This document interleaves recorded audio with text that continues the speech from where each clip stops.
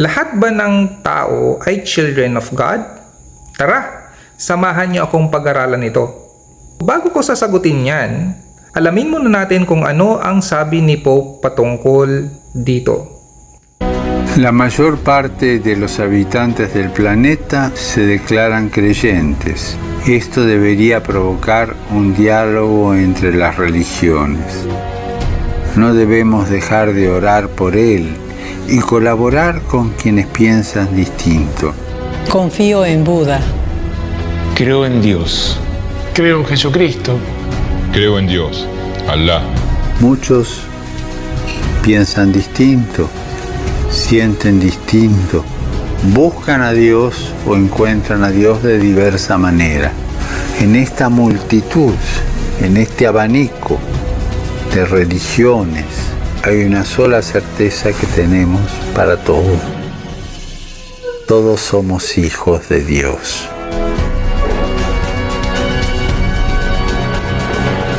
Creo en el amor. Creo en el amor. Creo en el amor. Creo en el amor. Confío en vos para difundir mi petición de este mes. Que el diálogo sincero entre hombres y mujeres de diversas religiones conlleve frutos de paz y justicia. Confío en tu oración. Le religioni sono un cammino per arrivare a Dio. Because every religion is a way to arrive at God.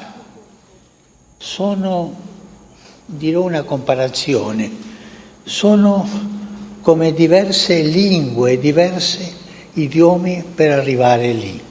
Sort of a comparison, an example would be they're sort of like different languages in order to arrive at God. Ma Dio è Dio per tutti. But God is God for all.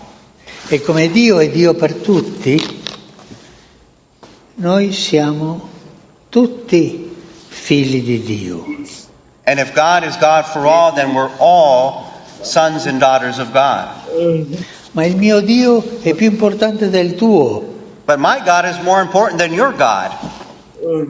È vero quello? Is that true? C'è un solo Dio lì. E noi sono idiomi, cammino, lingue per arrivare a Dio. There's only one God, and each of us is a language, so to speak, in order to arrive at God. Qualcuno Sikh, qualcuno musulmano, qualcuno Sikh, Muslim, Hindi, qualcuno cristiano, Indo, ma sono Christian. diversi cammini. There are different paths. Understood? So, ang sinasabi ni Pope lang dito ay, ang lahat ng tao, despite of their beliefs, Muslim ka man, Buddhist ka man, Hindu ka man, Kristiyano ka man, Hudyo ka man, or anong relihiyon ka man, are all children of God. Ano naman ang sabi ng Bible patungkol dito? Sabi ng John 8:41, "You do the deeds of your father." Then they said to him, "We were not born of fornication. We have one Father, God." Jesus said to them, "If God were your Father, you would love me, for I proceeded forth and came from God, nor have I come for myself, but He sent me. Why do you not understand my speech? Because you are not able to listen to my word." Continuing, "You are of your father the devil, and the desires of your father you want to do. He was a murderer from the beginning and does not stand in the truth, because there is no truth in him. When he speaks a lie, he speaks from his own resources, for he is a liar and a father of it all. But because I tell you the truth, you do not believe me." So dito pa lang makikita na natin na hindi lahat ng tao ay anak ng Diyos. Sa John 1:12 sabi, "But as many as received him, to them he gave the right to become children of God, to those who believe in his name." Sabi dito, become, di ba? Ibig sabihin, meron yung time na hindi ka anak ng Diyos. So, paano ka magiging anak ng Diyos? Sabi dito, kailangan mong i-receive si Lord Jesus Christ. Paano ba natin i-receive si Lord Jesus Christ? Sabi, who believe in His name, yung nagtatrust sa Kanya.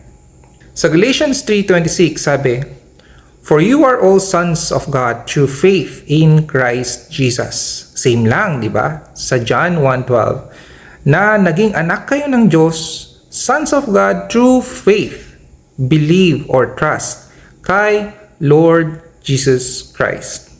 In conclusion, God is not your father if you reject His Son in unbelief. Ulitin natin. God is not your father if you reject His Son, Lord Jesus, in unbelief.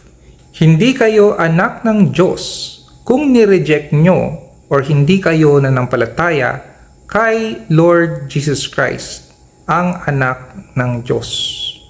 I hope naintindihan nyo itong short na Bible study natin.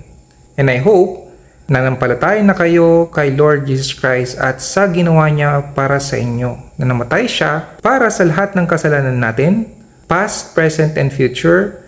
Na-bury siya at nabuhay siya muli after 3 days according to the scriptures. Sa muli po, God bless us all always.